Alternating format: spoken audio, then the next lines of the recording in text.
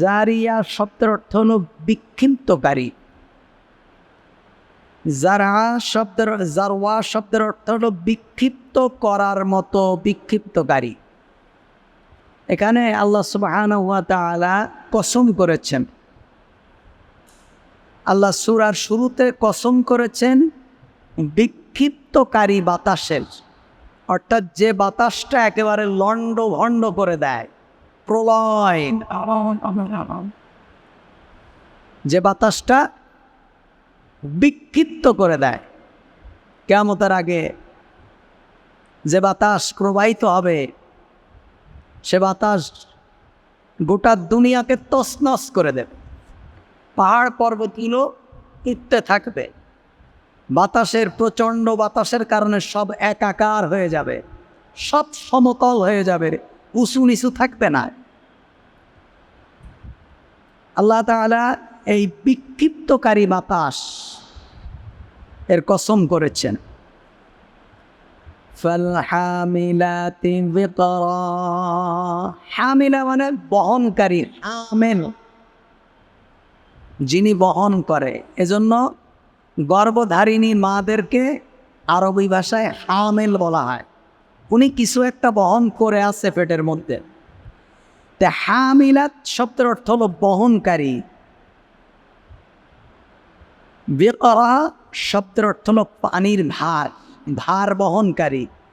এখানে আল্লাহ তাআলা কসম করেছেন যে পানির ভার বহনকারী মেঘমালার, অর্থাৎ যেই মেঘে পানি থাকে, যেই মেঘে পানি থাকে, সমস্ত মেঘে তো আর পানি থাকে না। আল্লাহ তাআলা বলছেন যে এখানে আল্লাহ তাআলা কসম করেছেন সেই বাতাসের, সেই প্রচণ্ড ঝান্ডা বায়ু বাতাসের, এ বাতাসের ধুলোবালি বিক্ষিপ্তকারী এবং সমুদ্রের পানি বহনকারী বাষ্পকে উপরে উঠায়। সমুদ্রের পানি যে বাতাসটা উপরে উঠায় ফেলে বাষ্পাকারে, এই দুটো জিনিসের কসম আল্লাহ তাআলা দুই আয়াতে করেছেন। তৃতীয় আয়াতে আল্লাহ তাআলা বলছেন ফালজারিয়াতি ইসরা, কসম মৃদুমন্দ গতিতে বয়ে যাওয়া বাতাসের। প্রথম হলো বিক্ষিপ্তকারী বাতাসের আল্লাহ কসম করেছেন। দ্বিতীয় আয়াতে পানির ভার বহনকারী মেঘমালার কসম করেছেন। তৃতীয় আয়াতে আল্লাহ সুবহানাহু ওয়া তাআলা কসম করেছেন মৃদুমন্দভাবে, স্বাভাবিকভাবে বয়ে যাওয়া বাতাসের। চতুর্থ আয়াতে আল্লাহ সুবহানাহু ওয়া তাআলা বলছেন ফাল মুকাসসিমাতি আমরা। এরপর একটি বিশেষ বিষয়, বৃষ্টি বন্টনকারী। বৃষ্টি বন্টনকারী এইটার কসম আল্লাহ সুবহানাহু ওয়া তাআলা করেছেন। তাহলে আল্লাহ তাআলা বলছেন এখানে আল্লাহ তাআলা চারটা জিনিসের কসম করেছেন। কসম করা কেন, কসম মানুষ কেন করে? কোনো একটা জিনিসকে গুরুত্ব দিয়ে বোঝাবার জন্য কসম করে। মানে কোনো কথা যদি মানুষ বিশ্বাস না করে তাহলে কসম করে কেন? এই কথাটার গুরুত্ব বোঝাবার জন্য। আল্লাহ সুবহানাহু ওয়া তাআলা কোরআনুল কারীমের অনেক জায়গায় কসম করেছেন। তা এখানে আল্লাহ তাআলা কসম করে কি বলছেন? ইন্নামা তুআদুনা লাসাদিক, নিশ্চয় যে ওয়াদা তোমাদেরকে দেয়া হচ্ছে তা অবশ্যই সত্য। এখানে তুআদুনা দ্বারা দুটো অর্থ হতে পারে। একটা হলো তোমাদেরকে যে ওয়াদা, প্রতিশ্রুতি দেওয়া হচ্ছে আল্লাহর পক্ষ থেকে, যে তোমরা যদি আল্লাহর আইন না মানো, আল্লাহর বিধান না মানো, আল্লাহর কোরআন না মানো, আল্লাহর হুকুম না মানো, তাহলে তোমাদেরকে আযাবে পতিত করা হবে, তোমাদেরকে জাহান্নাম দেওয়া হবে। তোমরা যদি মানো তোমাদেরকে জান্নাত দেওয়া হবে, তোমাদেরকে পুরস্কৃত করা হবে। এই যে ওয়াদা, এই একটা হতে পারে। আরেকটা হলো তোমাদেরকে শাস্তির ভয় দেখানো হচ্ছে। উভয় অর্থই প্রযোজ্য। এই তো আদৌনা দ্বারা এই দুটো শব্দ আল্লাহ তাআলা যে ওয়াদা করেছেন এই দুটো অর্থই বোঝানো যায়। আল্লাহ সুবহানাহু ওয়া তাআলা বলছেন নিশ্চয় যে ওয়াদা তোমাদেরকে দেয়া হচ্ছে তা অবশ্যই সত্য। ওয়া ইন্নাদ الدين لواقع, আর নিশ্চয় কর্মফল দিবস অবশ্যই সংগঠিত হবে। অর্থাৎ আল্লাহ সুবহানাহু ওয়া তাআলা যখন কোরআনুল কারীম অবতীর্ণ করলেন, মক্কার কাফেররা কিন্তু আল্লাহকে বিশ্বাস করত। মক্কার কাফেররা আল্লাহকে বিশ্বাস করত।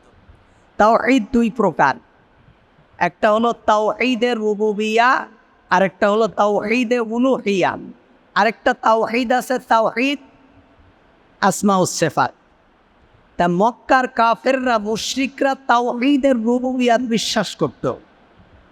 তাওহীদে রুবুবিয়্যাত বিশ্বাস করত। রুবুবিয়্যাত মানে কি? এই পৃথিবীর সকল নিয়ন্ত্রণ ক্ষমতা আল্লাহর কাছে।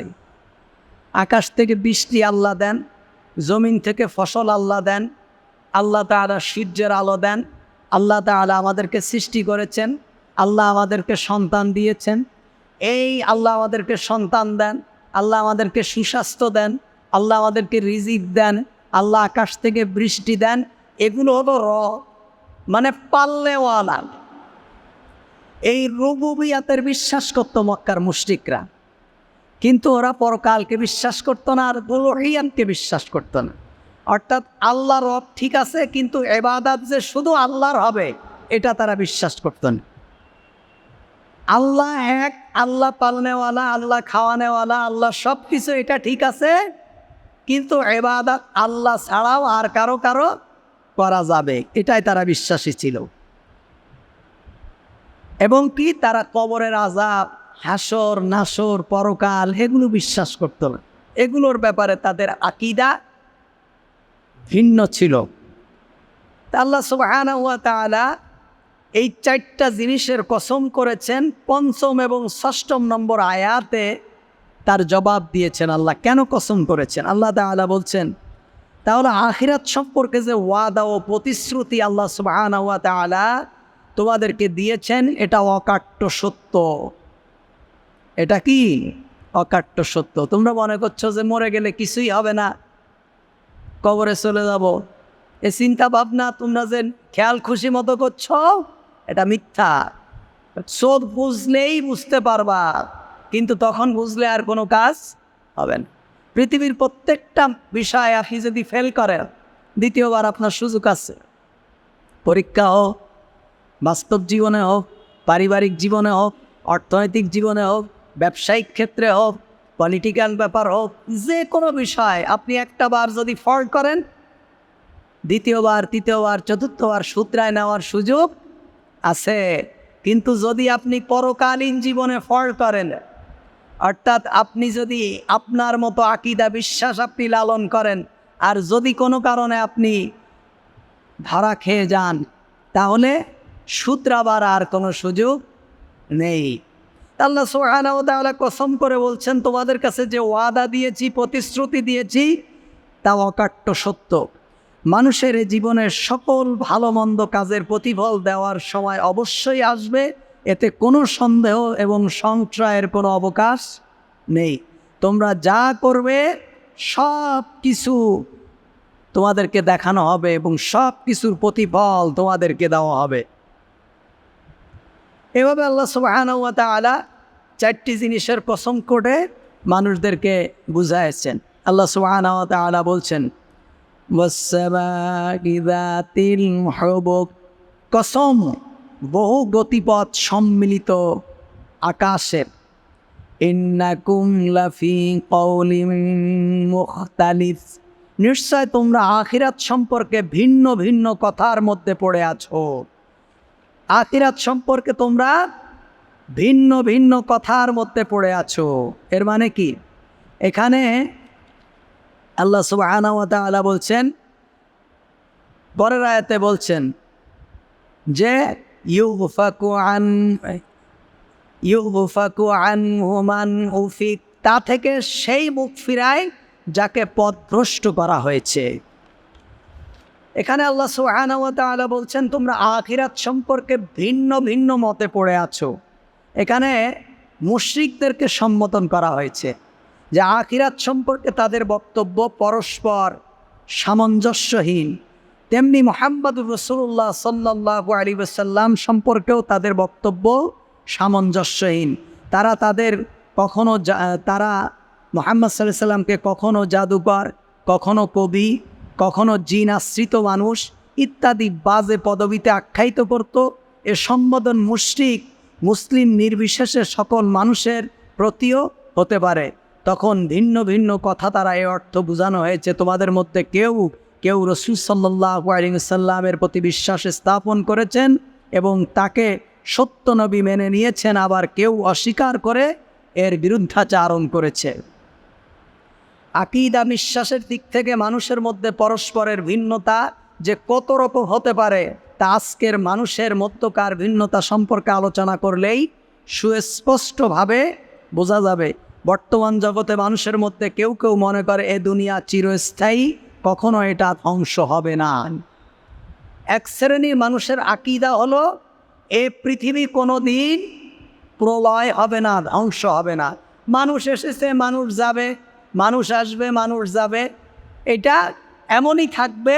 এই যে আখিরাত হবে, ইসরাফিল আলাইহিস সালাম সিংহায় ফুঁক দেবে, হাসর হবে, নাসর হবে, এগুলো হলো মৌলবীদের বিভ্রান্তমূলক কথাবার্তা।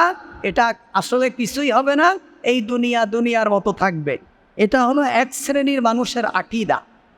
আবার কেউ কেউ মনে করে এই দুনিয়ার যাবতীয় ব্যবস্থাপনা মানুষ সবই ধ্বংস হয়ে যাবে, অতীতে যা কিছু ধ্বংস হয়ে গেছে তা যেমন এ পর্যন্ত ফিরে আসেনি, তেমনি এ দুনিয়া ধ্বংস হলেও আর পুনরায় সৃষ্টি হবে না। কিছু মানুষের ব্যাপার হলো দুনিয়া ধ্বংস হবে, দুনিয়া ধ্বংস হবে, তবে আর ইতিপূর্বে যেমন কিছু ধ্বংস হয়েছে সেটা আর কখনো ফিরে আসেনি। দুনিয়া ধ্বংস হয়ে গেলেও এটা আর কখনো সৃষ্টি হবে না, কিংবা মানুষ মাটির সাথে মিশে যাবে, মানুষ আর কখনো কি সৃষ্টি হবে না এবং মানুষ পুনর্জীবন লাভ করবে না। কেউ কেউ পুনর্জীবনে বিশ্বাস করে এভাবে যে মানুষ, আবার আর কিছু মানুষের আকীদা হলো পুনর্জীবনে বিশ্বাস করে, তবে আকীদা হলো আমি যদি ভালো কাজ করি তাহলে পরবর্তীতে আল্লাহ তাআলা আমাকে আবার দুনিয়ায় মানুষ হিসাবে পাঠাবে, আর যদি আমি খারাপ কাজ করি তাহলে আমার কুকুর, গরু, ছাগল, বেড়াল, হাঁস, মুরগি এগুলো বানায় পাঠাবে। আছে না এমন বিশ্বাস মুশরিকদের, হিন্দুদের? তো এটাই বিশ্বাস। স্বর্গে যাওয়া মানে কি? যদি আমি এ জন্মে ভালো কাজ করি তাহলে পরের জন্মে আমি আবার মানুষ হয়ে পৃথিবীতে আসব, আর যদি এখন খারাপ কাজ করি তাহলে আল্লাহ আমার কুকুর বানায় পাঠাবে, সাপ বানায় পাঠাবে, বেজি বানায় পাঠাবে। এটা হলো এক শ্রেণীর মানুষের কি আকীদা, বিশ্বাস। এ পৃথিবীতে যেমন তেমনি পাপের শাস্তি করার জন্য বারবার জন্ম হতে পারে। তাদের বিশ্বাস জন্মান্তরে মানুষের পুনর্নিবাস হবে, মানুষের বিশেষ হবে, আর এর মাধ্যমেই প্রকৃত মুক্তি লাভ। আবার কেউ কেউ মনে করেন আখিরাতের পুরস্কার ও শাস্তি সত্য, তবে তার শাস্তি থেকে মানুষকে বাঁচানোর জন্য স্রষ্টাই একমাত্র পুত্রকে ক্রুশবিদ্ধ করে মৃত্যুবরণ করেছেন এবং স্রষ্টার পুত্র মানুষের পাপের প্রায়শ্চিত্ত আদায় করছেন। আবার এক শ্রেণীর মানুষের আকীদা বিশ্বাস কি, যে মানুষ অপরাধ করে, এই মানুষকে পাপ থেকে বাঁচাবার জন্য আল্লাহ তাআলা যীশু খ্রিস্টকে ক্রুশবিদ্ধ করে হত্যা করাইছেন। অর্থাৎ গোটা দুনিয়ার মানুষের পাপ উনি সাথে করে নিয়ে গেছেন, উনি ওই পাপের মোচন করে আমরা দুনিয়ায় থাকব, বছরে একদিন গিয়ে যীশু খ্রিস্টের নামে পূজা অর্চনা করে আসবো, ব্যাস আমাদের পাপ টাপ সব মোচন হয়ে যাবে, আমরা স্বর্গে চলে যাব। এটা এক শ্রেণীর মানুষের কি আকীদা বিশ্বাস। ওই যে আল্লাহ সুবহানাহু ওয়া তাআলা বলছেন যে তোমরা বিভিন্ন ধরনের আকীদা পোষণ করো, দেখেন আল্লাহ সুবহানাহু ওয়া তাআলা। সুতরাং মানুষ যত পাপই করুক না কেন স্রষ্টার পুত্রের উপর বিশ্বাস স্থাপন করলে জাহান্নামের শাস্তি ভোগ করতে হবে না। আবার কেউ কেউ কোনো কোনো মানুষের এমন শক্তি ভার হিসাবে বিশ্বাস করেন, তাদের ধারণা এসব লোকের ভক্ত হয়ে গেলে আখিরাতের শাস্তির আর কোনো ভয় নেই, পাপের বল্লা যাই হোক না কেন আল্লাহর প্রিয় লোকদের শাস্তি মওকুফ করে দেবেন। আবার কিছু মানুষের আকীদা বিশ্বাস হলো যে আমরা যদি বিভিন্ন বুজুর্গদের সাথে থাকি, আল্লাহর ওলিদের সাথে থাকি, তাহলে আমরা দুনিয়ায় যা করি আর না করি কিয়ামতের দিন আমার বুজুর্গরা আমাদের কি করে দেবেন? পার করে দেবেন। নাউজুবিল্লাহি মিন যালিক। এমন কোনো আকীদা আছে আমাদের মুসলমানদের? নেই। আব্দুল কাদের জিলানীর এক মৌলবী ওয়াজ করছে যে আব্দুল কাদের জিলানীর এক ধোপা ছিল হিন্দু, ধোপা কাপড় কাচ, তো ধোপা মারা গেছে। ধোপা মারা যাওয়ার পর কিরামান কাতিবিন কবর এসে জিজ্ঞেস করছে মান রব্বুকা, তা ধোপা বলছে আব্দুল কাদের জিলানি। নাউজুবিল্লাহ বলবেন না, ইন্টারনেটে আছে, ওয়াজ দেখবেন। যেই হুজুর ওয়াজ করে সেই হুজুর আমার মসজিদে নামাজ পড়ায়, তো ও নিজে মুশরিক, ওর পিছনে যারা নামাজ পড়ে একজনেরও হয় নামাজ। কি মনে হয় আপনাদের হয়? আপনারা যদি এই আকীদা বিশ্বাস করেন যে ওর পিছনে নামাজ পড়লে নামাজ হয়, তাহলে আপনাদেরও নামাজ হয়। হুজুর ওয়াজ করছে, পপুলার বক্তা, ইউটিউবে আছে দেখবেন, চট্টগ্রামের সুন্নি, যে আব্দুল কাদের জিলানি ধোপা হিন্দু মারা গেছে, আর কবরে জিজ্ঞেস করা হচ্ছে মান রব্বুকা, তা বলছে আব্দুল কাদের জিলানি। অমান দিনুকা, বলছে আব্দুল কাদের জিলানি। আমার নাবিউকা, বলছে আব্দুল কাদের জিলানি। কিরামান কাতিবিন আল্লাহর কাছে যে বলে আল্লাহ তুমি কারে পাঠাইছো, কার কবরে পাঠাইছো? ওরে যা জিজ্ঞেস করি সে বলে আব্দুল কাদের জিলানি। বলছে ওরে ছেড়ে দাও, সে আব্দুল কাদের জিলানির খাতেন ছিল। ব্যাস পেয়ে গেছে। আউযুবিল্লাহি মিনাশ শাইতানির রাজিম। দেন ওয়াজ করে কিরামান কাতিবিন, রোজ হাসরের দিন যদি আল্লাহর কাছে করে অভিযোগ, আমি বলবো দুনিয়ায় ছিলাম রেজভি বাবার লোক। একই মুসলমানের আকীদা না মুশরিকের আকীদা? আস্তাগফিরুল্লাহ। চট্টগ্রামের মাইজ ভান্ডার, আমি যখন চট্টগ্রামে পড়তাম তো প্রায় বিকালে বিকালে মাইজ ভান্ডারে যাইতাম ঘুরতে। তা ওখানের ইতিহাস তো আবু জাহেলের ইতিহাস, মক্কার কাফেরদের ইতিহাস। ওই মাইজ ভান্ডারের যত গান লিখছে, একজন পপুলার শিল্পী আছে রমেশ শীল, ভান্ডারি গান দেখেন, রমেশ শীলের গান, ভান্ডারি গান খুব, নেটে সার্চ দেবেন রমেশ শীল, দেখবেন। কয়েকদিন আগে দেখলাম রমেশ শীলের মাজারে ওরস হচ্ছে, মাওলানা টুপিওয়ালা দাড়িওয়ালা লোকরা ওরস করছে। কেন? রমেশ শীল যদিও হিন্দু ছিল, বাবা ভান্ডারীর নামে গান লিখে সে কি হয়ে গেছে? জান্নাতি হয়ে গেছে। আউযুবিল্লাহি মিনাশ শাইতানির রাজিম। আল্লাহ সুবহানাহু ওয়া তাআলা যে বলছেন ইন্নাকুম লাফি কওলিন মুখতালিফ, নিশ্চয় তোমরা আখিরাত সম্পর্কে ভিন্ন ভিন্ন কথার মধ্যে পড়ে আছো। বিভিন্ন ধরনের আকীদা তোমাদের আখিরাত সম্পর্কে, যে তোমরা মনে করো কি নামাজ রোজা কিছু লাগবে না, 6 ফাল্গুন আর 9 বৈশাখে যদি বাবা খাজা বাবার নামে একটা গরু দিয়ে আসতে পারি কিংবা একটা মোষ কিনে দেয়, তাহলে কি হবে? ব্যাস পরকালীন জীবনে দাদা হুজুরের আমারে ধরে বেহেশতের মধ্যে নিয়ে চলে যাবে, ধরে বেহেশতের মধ্যে নিয়ে বলে আমি সেদিন এসব তো শুনি না, কানে চলে আসে। বলছে রিজভী বাবার লোকের কোনো ভয় নেই, রিজভী বাবার লোকের কোনো ভয় নেই। আবার একজন বলছে যে এই দরবারের কোনো মুরিদের জান কবজ করার কোনো ক্ষমতা নেই আজরাইলের, যতক্ষণ পর্যন্ত দরবার থেকে পারমিশন না নেওয়া হবে। অর্থাৎ আপনাদের যত লোকের জান বক্তা ওয়াজ করছে ময়দানে, আপনাদের প্রত্যেকের জান কবজ করার আগে বাবার কাছ থেকে অনুমতি নিয়ে আসবে। যে বক্তা ওয়াজ করে সে মসজিদে নামাজ পড়ায়, সে আবার মাওলানা, আবার আল্লাহর ওলি। তাহলে এর পিছনে যত লোক হ্যাঁ বলেছে সবাই কি মুশরিক। এজন্যই আল্লাহ রাসূল বলছেন ইয়ানি আলান নাসি জামান ইয়াজতামিউনা ফিল মাসাজিদ লাইসা বিহি মুমিন, এমন একটা সময় আসবে যে সময় মসজিদ ভর্তি মুসল্লি থাকবে কিন্তু সবাই কাফের। সবাই কি কাফের।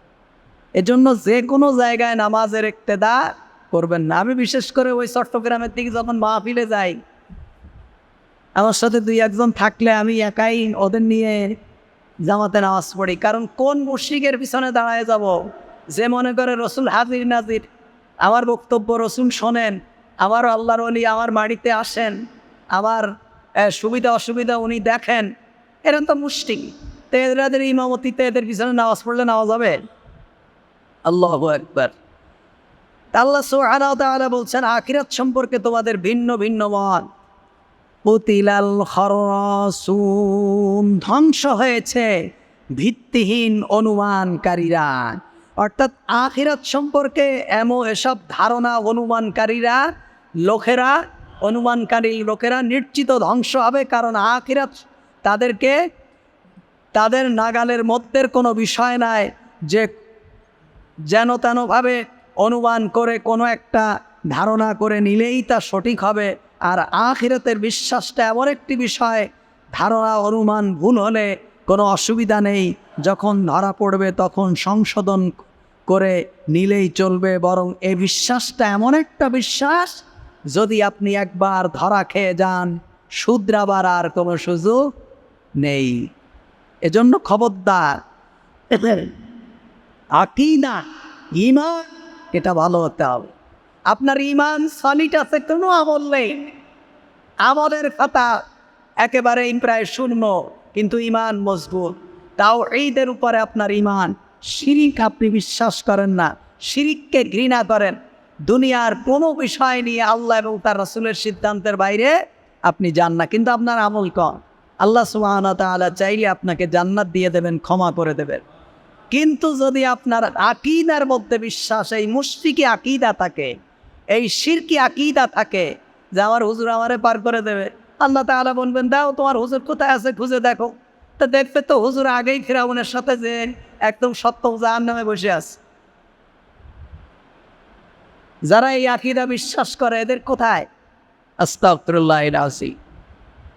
আল্লাহ, একজন সাহাবী বলেননি যে আমার নামাজ পড়ার কি দরকার, আমরা তো রাসূলুল্লাহ সাল্লাল্লাহু আলাইহি ওয়াসাল্লামের সাথেই আছি, রাসূলুল্লাহর সাথেই আছি।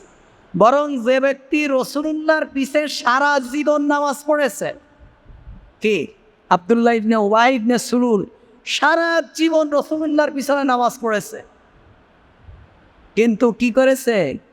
মনে মনে রাসূলুল্লাহর কি করেছে? বিরোধিতা করেছে। প্রকাশ্যেও না, মনে মনে।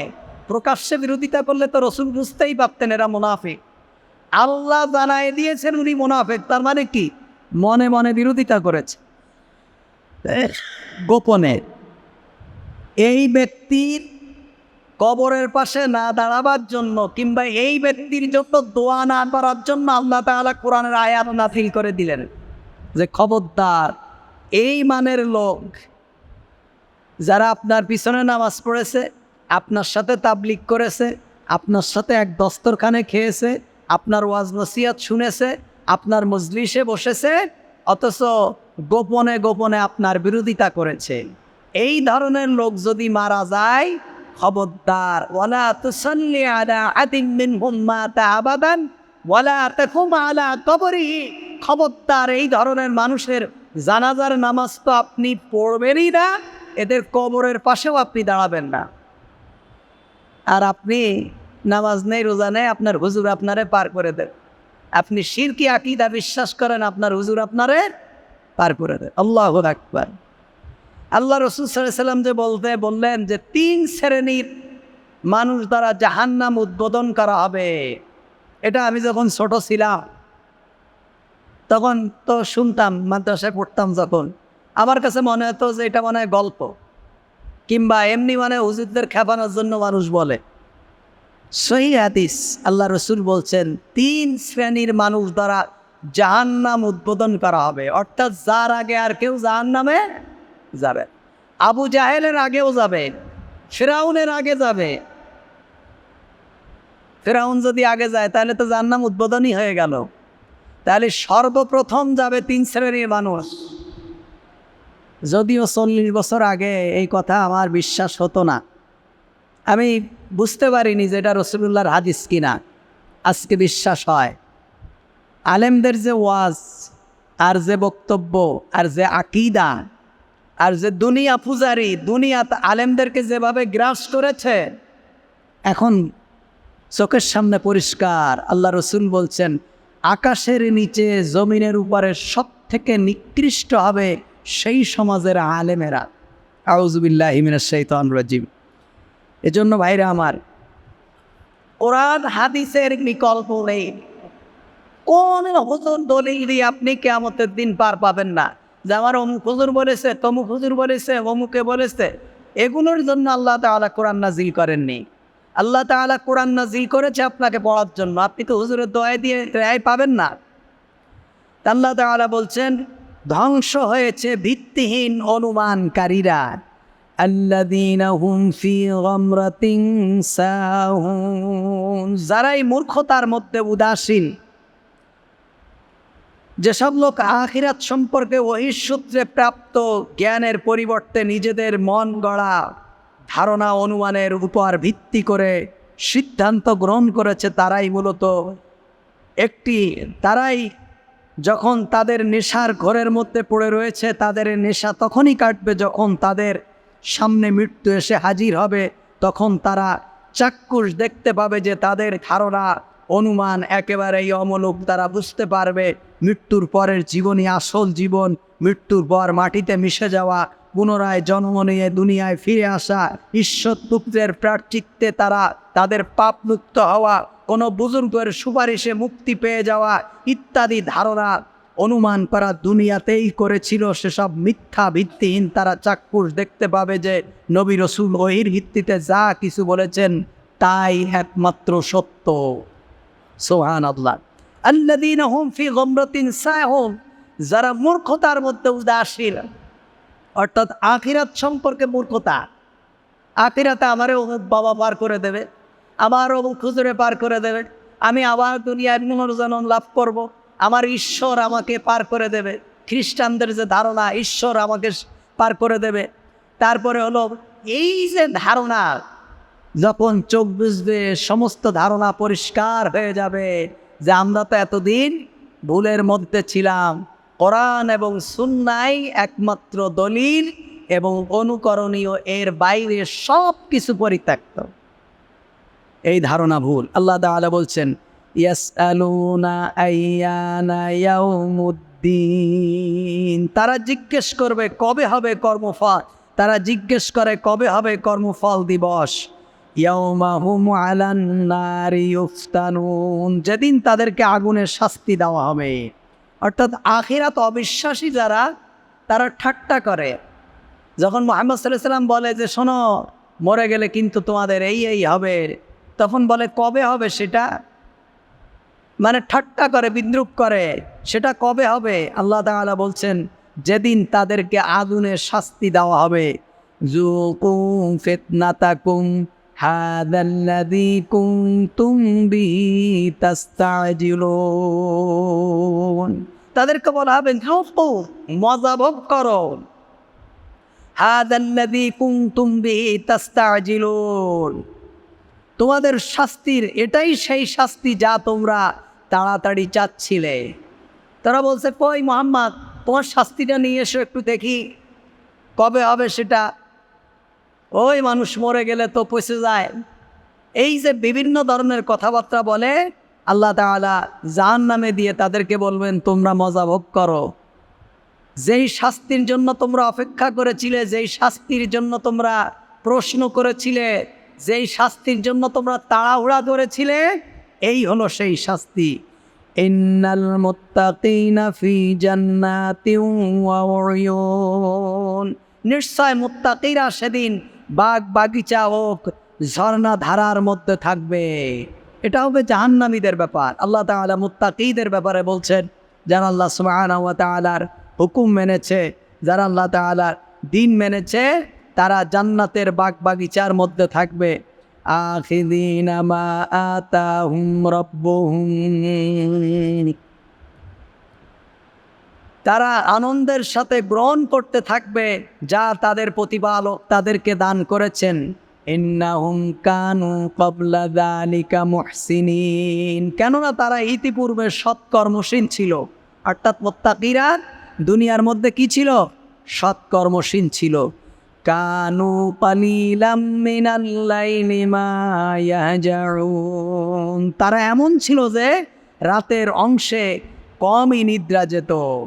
বলছে যারা জান্নাতি হবে তারা রাতে কম নিদ্রা যেত, অর্থাৎ রাতের বেলায় আল্লাহর ইবাদত করতো। রাতের বেলায় উঠে উঠে কিছু কিছু নামাজ পড়তো, চোখের পানি ফেলতো। এজন্য ভাই রাতের ইবাদত খুব গুরুত্বপূর্ণ। ফজরের আধা ঘন্টা আগে উঠবেন, উঠে একটু 2 রাকাত 4 রাকাত নামাজ পড়বেন, তারপরে ফজরের সালাতটা পড়বেন। শেষ রাতে দোয়া আল্লাহ সুবহানাহু ওয়া তাআলা বেশি কবুল করেন। ফি সালাতি জাওফিল লাইল, মধ্যরাতের নামাজ আল্লাহর কাছে সবথেকে কি উত্তম। অবিল আসহারি হুম ইয়াস্তাগফিরুন, আর রাতের শেষ প্রহরগুলোতে তারা ক্ষমা প্রার্থনা করত। অর্থাৎ রাতে দিনে ইবাদত করেও তারা তৃপ্তি পেত না যে আল্লাহ আমার গুনাহ মাফ হয়েছে কিনা, এজন্য শেষ রাতে তারা বেশি বেশি কি করত, ক্ষমা প্রার্থনা করত, কান্নাকাটি করত।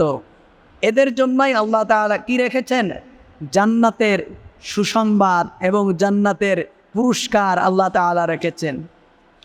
আর কি করত, অফি আমওয়ালিহিম হাক্কুন লিসাইলি ওয়াল মাহরুম, আর তাদের ধন সম্পদে অধিকার ছিল প্রার্থীদের জন্য এবং বঞ্চিতদের জন্য। যারা জান্নাতি হবে, জান্নাতের এই নিয়ামত কারা পাবে, যারা তাদের সম্পদে গরিব দুঃখীদের হক ছিল। অর্থাৎ সম্পদের মধ্যে কি একটা অংশ গরিব দুঃখীদের মাঝে কি করে দিত, বিলায় দিত, আত্মীয় স্বজনদের মাঝে বিলায় দিত, গরিব অসহায় মানুষদের মাঝে বিলায় দিত। অর্থাৎ গরিবদেরকে দান করা, অসহায় মানুষদের পাশে দাঁড়ানো, এটা বড় কি ইবাদত। আমরা অনেকেই খুব ইবাদত করি কিন্তু 1 টাকা আল্লাহর রাস্তায় কি দিতে চাই না, গরিব অসহায় মানুষদেরকে কি দিতে চাই না। আল্লাহ তাআলা বলছেন মা সালাকাকুম ফি সাকার, সাকার হলো একটা কঠিন জাহান্নাম। এই সাকার বলবে, তাদেরকে জিজ্ঞেস করা হবে তোমরা সাকার নামক জাহান্নামে কেন এসেছো, তখন তারা বলবে ক্বালু লাম নাকু মিনাল মুসাল্লিন ওয়া লাম নাকু নুতঈমুল মিসকিন, আমরা দুনিয়ায় সালাত আদায়কারী ছিলাম না, আর আমরা মিসকিনদেরকে কি দিতাম না, খাবার দিতাম না, যারা অসহায় তাদেরকে খাবার দিতাম না। আপনি কি মনে করেন, বহু মানুষ আছে এবার কোরবানি দেয়নি, এবার বাজার মূল্য বাড়ার কারণে, পারিবারিক খরচ বেড়ে যাওয়ার কারণে বহু মানুষ আছে কোরবানি দিতে পারেনি। কিন্তু আমাদের বহু মানুষ আছে কোরবানি দিয়ে শুধু ফ্রিজের মধ্যে ঢুকাইছে, গরিব মানুষদেরকে দেয়নি। আল্লাহ তাআলা বলছেন যে জান্নাতীদের আরেকটা বৈশিষ্ট্য হলো তাদের সম্পদের মধ্যে গরিব এবং দুঃখী মানুষের কি আছে, হক আছে। সুতরাং ভাইরা আমার, আল্লাহ সুবহানাহু ওয়া তাআলা কোরআনুল কারীমের এই আয়াতগুলোর উপর আমাদেরকে আমল করার তৌফিক দান করুক। আমরা যাতে যাই করি আমাদের আকীদা যেন সহি হয়, আমরা যেন কারো উপরে নির্ভরশীল হয়ে না পড়ি, অমুক আমারে বেহেশত পাঠায় দেবে, অমুক আমারে বেহেশত পাঠায় দেবে। অনেকে আছে নিজের ছেলে একটারে মাদ্রাসায় পড়ায়, অথবা তখন চিন্তা করে যে ও বাবা আমার ভাই একটা মাদ্রাসায় পড়ে, ও তো এমনিই কোরআনের হাফেজ, ও তো এমনিই 200 জনের সুপারিশ করে আল্লাহর জান্নাতে নিয়ে যাবে, তা আমাদের আর নামাজ পড়ার দরকার, ভাই মাওলানা ওনার নামাজের দরকার নেই, আছে না নেই? অনেকে আছে ছেলে মাদ্রাসায় পড়েন, মনে করে যে আমি পার পেয়ে গেছি। এত সহজ না ভাই, আপনার হিসাব আপনাকেই দিতে হবে। বাবা নবী, ছেলে কি জাহান্নামে, আছে না? পিতা নবী, মা কি? পিতা নবী, মা, স্ত্রী জাহান্নামে। স্বামী নবী, স্ত্রী জাহান্নামে। পিতা নবী, মাতা জাহান্নামে। পিতা নবী, ছেলে জাহান্নামে। ভাই নবী, ভাই জাহান্নামে। তাহলে সুতরাং কেউ কারো উপরে ভরসা করে জান্নাতে যাওয়ার কোনো সুযোগ নেই। নবীদের সন্তানেরা জাহান্নামী হবে, নবীদের স্ত্রীরা জাহান্নামী হবে, নবীদের ভাইরা জাহান্নামী হবে, নবীদের মায়েরা জাহান্নামী হবেন। আর আমরা বসে আছি কি আমাদের হুজুররা আমাদের পার করে দেবে, ব্যাস আমরা বেহেশতে চলে যাব। আমার আমও শেষ, সালাও শেষ। আমি কষ্ট করে টাকা পয়সা কামায় গরু ছাগল কিনে হুজুরের দরবারে থুই আইছি, তার মানে কি দুনিয়াও আমার শেষ হয়ে গেছে, আমার এই কষ্টের টাকা সব হুজুরের দরবারে, আর পরকাল তো এই বিশ্বাসই শেষ। আল্লাহ তাআলা আমাদেরকে হেফাজত করুন।